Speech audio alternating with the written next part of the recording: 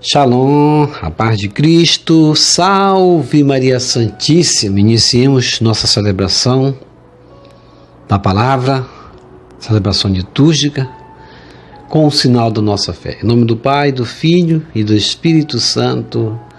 Amém. Diante de Deus, nosso Pai, vamos fazer aquela limpeza nosso interior, confessando os nossos pecados e também dizendo para Deus: eu perdoo de todo o coração quem me ofendeu. Confesso a Deus Todo-Poderoso e a vós, irmãos e irmãs, que pequei muitas vezes por pensamentos e palavras, atos e omissões, por minha culpa, minha tão grande culpa. E peço à Virgem Maria, aos anjos e santos e a vós, irmãos e irmãs, que rogueis por mim a Deus, nosso Senhor. Deus Todo-Poderoso, tenha compaixão de nós, perdoe os nossos pecados e nos conduz à vida eterna. Amém. Ó Jesus Eucarístico, meu amado Salvador, enchei-me com vosso amor, enchei-me com vossa força, enchei-me com vossa sabedoria, enchei-me com vossa perseverança, enchei-me com vossa humildade, enchei-me com vossa coragem, enchei-me com vossa paixão. Amém. Jesus, puro, manso e humilde de coração, fazei o nosso coração semelhante ao vosso. Amém. Sagrado coração de Jesus, eu confio em vós. Vinde, Espírito Santo, enchei os corações de vossos fiéis e acendei neles o fogo de vosso amor. Enviai vosso Espírito e tudo será criado, e renovareis a face da terra. Oremos. Ó Deus, que instruíste os corações de vossos fiéis com a luz do Espírito Santo, fazei que apreciemos retamente todas as coisas segundo o mesmo Espírito e gozemos sempre de sua consolação por Jesus Cristo, Senhor nosso. Amém. Glória ao Pai, e ao Filho, e ao Espírito Santo, como era no princípio, agora e sempre. Amém. Aleluia. Primeira leitura. Leitura da carta de São Paulo aos Colossenses, capítulo 1, verso 24, ao capítulo 2, verso 3. Irmãos, alegro-me de tudo que já sofri por vós e procuro completar, na minha própria carne, o que falta das tribulações de Cristo em solidariedade com o seu corpo, isto é, a Igreja. A ela eu sirvo, exercendo o cargo que Deus me confiou de vos transmitir a palavra de Deus em sua plenitude. O mistério escondido por séculos e gerações, mas agora revelado aos seus santos. A estes Deus quis manifestar como é rico e glorioso entre as nações este mistério, a presença de Cristo em vós, a esperança da glória. Nós o anunciamos, admoestando a todos e ensinando a todos com toda a sabedoria, para a todos tornar perfeitos em sua união com Cristo. Para isso, eu me esforço com todo o empenho, sustentado pela sua força que em mim opera.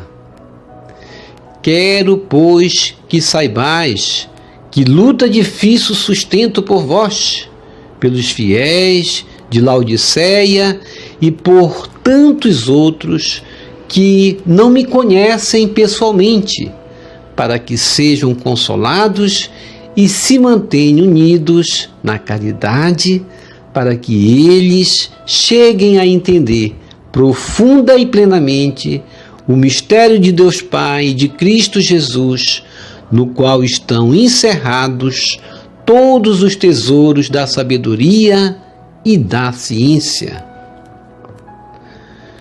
Palavra do Senhor, graças a Deus.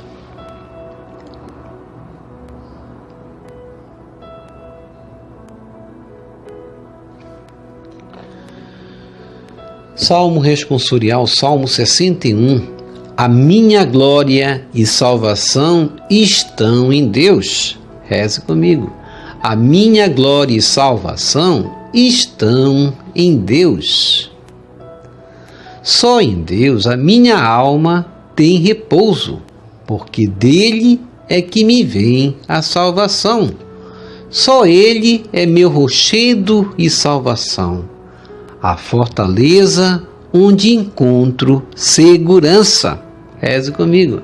A minha glória e salvação estão em Deus. Povo todo, esperai sempre no Senhor e abri diante dele o coração. Nosso Deus é um refúgio para nós. Reze comigo. A minha glória e salvação estão em Deus.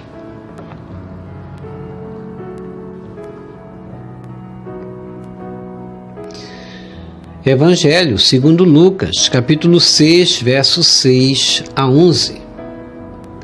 Aleluia, aleluia, aleluia. Reze comigo.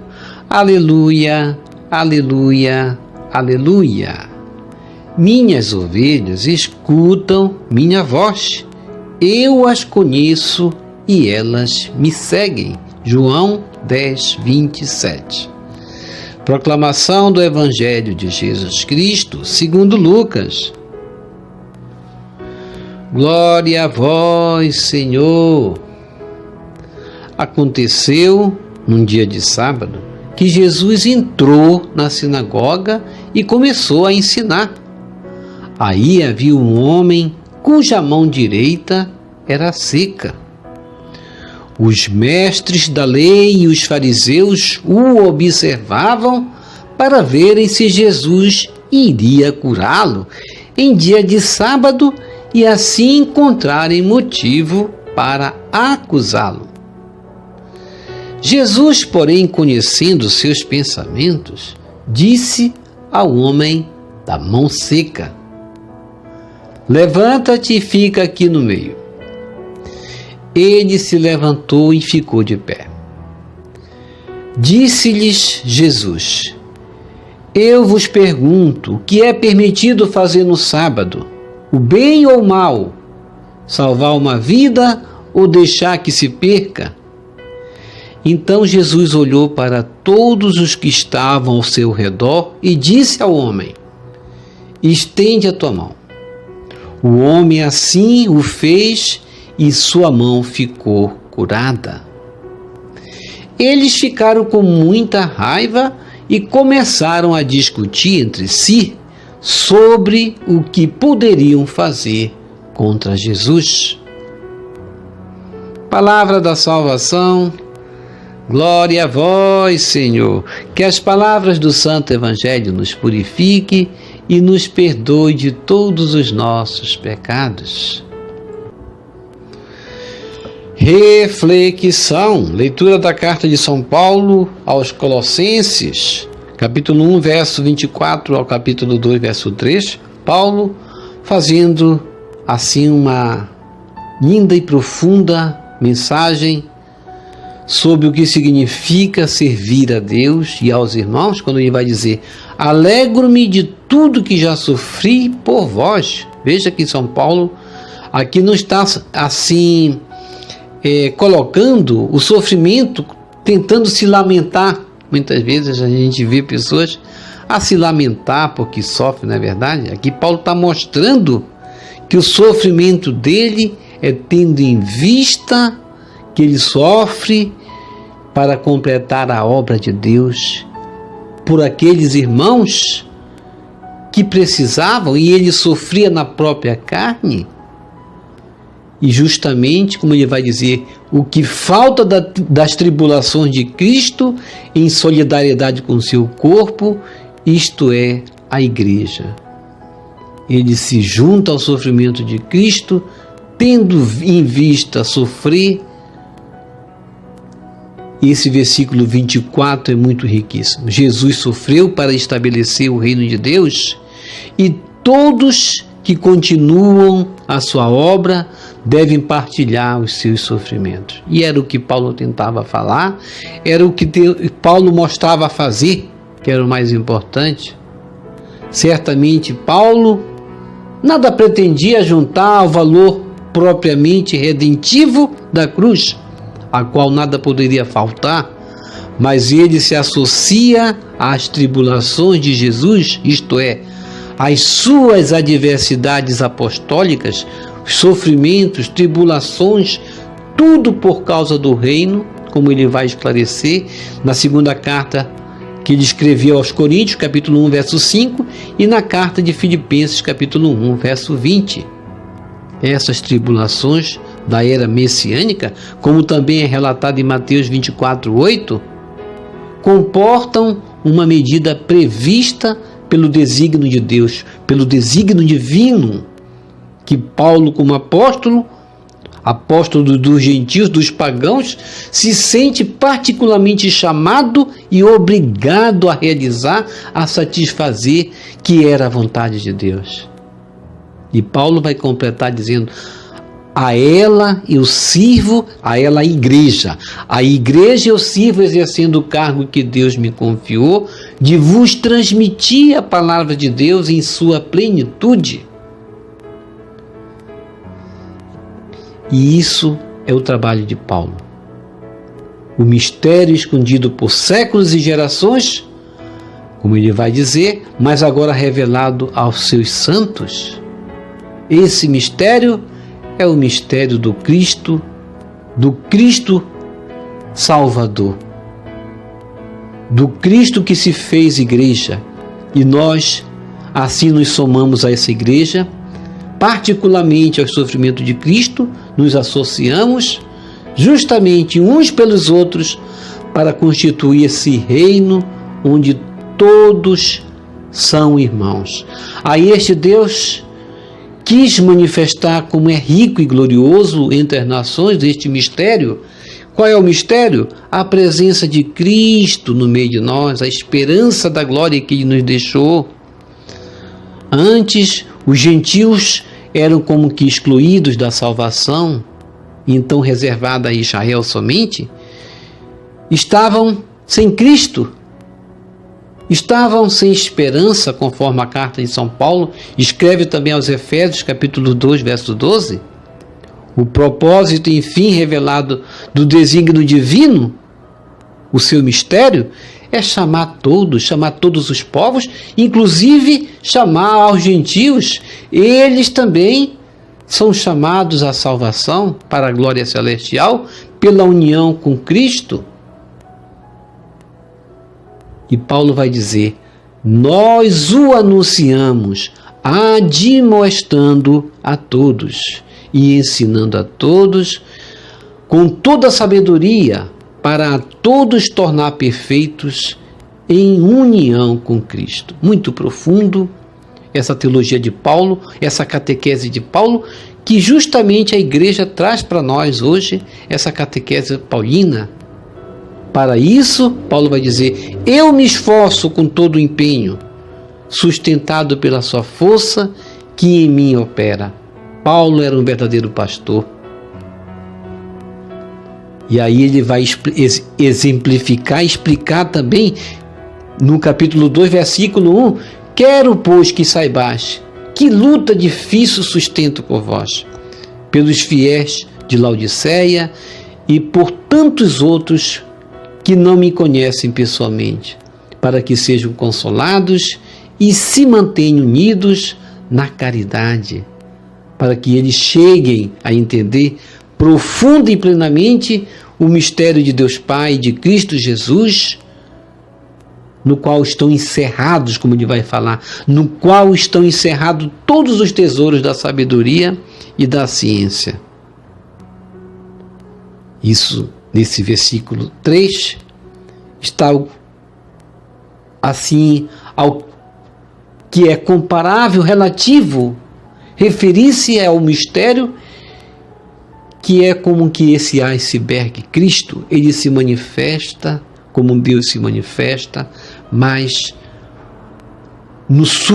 abaixo do oceano, uma sabedoria muito maior ainda para ser revelada para nós, e esse é o mistério escondido que Paulo se refere. É verdade que o objeto do mistério é Cristo, como ele diz. Ele mesmo, sabedoria de Deus. Coríntios 1, 24. Ele se faz conhecer. E nós devemos, como que na parábola do tesouro, cavar, encontrar esse tesouro escondido, guardar bem, comprar o campo porque vale a pena. O Salmo responsorial, Salmo 61, vai dizer: a minha glória e salvação estão em Deus. Nós devemos colocar a nossa salvação em Deus, a nossa glória em Deus, a nossa esperança em Deus. Nós não sabemos muitas vezes por que passamos por tantas dificuldades. Às vezes nós queremos entender porque as nossas vidas muitas vezes passam por tantas tribulações. Está aí Paulo. Paulo não tinha vergonha de dizer que passava dificuldades pelas comunidades. E nós devemos entender que muitas vezes as tribulações, elas vêm justamente fazer com que o nosso coração seja lapidado, a nossa alma seja limpa. Muitas vezes as lutas, as dificuldades, como daquele povo no deserto também, elas vêm para mostrar a realeza de Deus na nossa vida. Como Deus vai provar que Ele é Deus na nossa vida, se tudo está fácil na minha vida? É mais fácil assim a gente reconhecer que o nosso Deus é o dinheiro e as coisas que vamos ganhando, do que reconhecer a realeza de Deus quando nós passamos na dificuldade. Na riqueza vamos colocar outro Deus. Na dificuldade vamos encontrar esse Deus, como é esse mistério escondido que Paulo vai falar. A minha glória e salvação estão em Deus. Vamos colocar nossa confiança em Deus.